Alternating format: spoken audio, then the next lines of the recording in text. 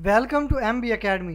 इस वीडियो में हम रेक्टेंगल के एरिया और पैरामीटर के लिए एक C++ प्रोग्राम राइट करेंगे, जिसमें हम यूज़र से लेंथ और विड्थ गेट करके उन्हें कैलकुलेट करेंगे और एरिया और पैरामीटर गेट करेंगे। तो चलते हैं डेव C++ में।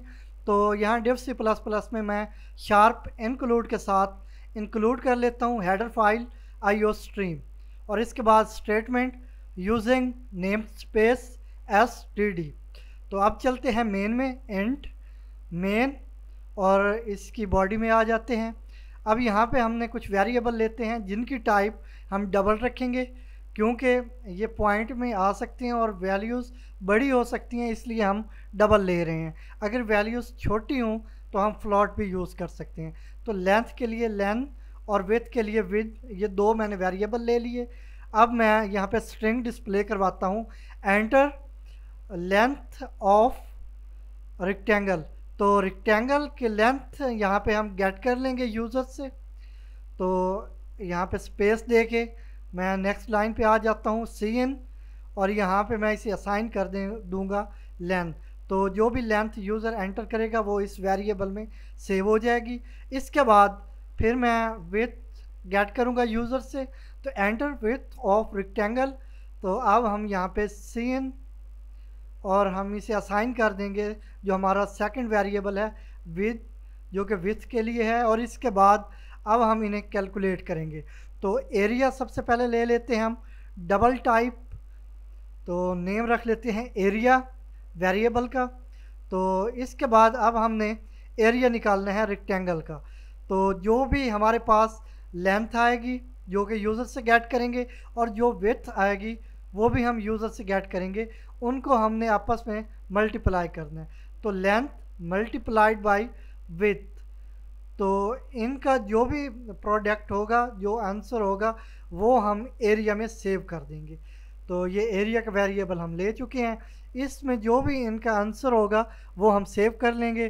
तो इस तरह ये हमारा एरिया निकल आया रेक्टेंगल का। अब हम चलते हैं पैरामीटर के लिए, तो डबल पैरामीटर, और यहाँ पे मैं अब इसका फार्मूला यूज़ कर लेता हूँ।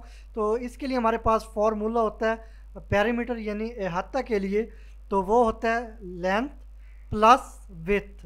पहले लेंथ और विड्थ को प्लस करना है आपस में, फिर उनको हमने मल्टीप्लाई करना है 2 के साथ। तो इस तरह हमारे पास पैरामीटर आ जाता है रेक्टेंगल का। तो यहाँ पे मैं कर लेता हूँ 2 मल्टीप्लाई।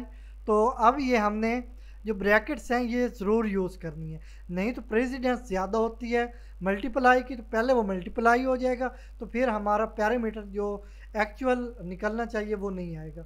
तो इसलिए हमने ये मेथड यूज़ करना है, और ये जो भी वैल्यू होगी वो हमने पैरामीटर को असाइन कर देनी है। चलते हैं इनको डिस्प्ले करवा लेते हैं एरिया और पैरामीटर को। तो यहाँ पे सी आउट एरिया ऑफ रेक्टेंगल, ये मैं स्ट्रिंग डिस्प्ले करवाऊंगा, और इसके बाद मैं असाइन कर दूंगा, यहाँ पे इक्वल यूज़ करूंगा, और इसके बाद असाइन कर दूंगा एरिया। तो जो भी एरिया होगा वो इस स्ट्रिंग के सामने डिस्प्ले हो जाएगा। और इसके बाद यहाँ पे एंडल यूज़ कर लेता हूँ ताकि नेक्स्ट लाइन पे चले जाएं जहाँ पे हमने पैरामीटर डिस्प्ले करवाना है। तो पैरामीटर ऑफ रेक्टेंगल, और इसके बाद इक्वल यूज़ करते हुए अब हमने इस स्ट्रिंग के सामने पैरामीटर वेरिएबल असाइन कर देना है। तो इसमें जो भी वैल्यू है वो हमें डिस्प्ले हो जाएगी। तो यहाँ पे भी एंडल यूज़ कर लेता हूँ, ना भी करें तो ये लास्ट लाइन है, इसके बाद कुछ और तो वैल्यू डिस्प्ले नहीं होनी, ना भी करें तो ठीक है। तो यहाँ पे हमने दो वेरिएबल लिए, लेंथ और विड्थ का, फिर हमने यूज़र से लेंथ और विड्थ गेट कर ली।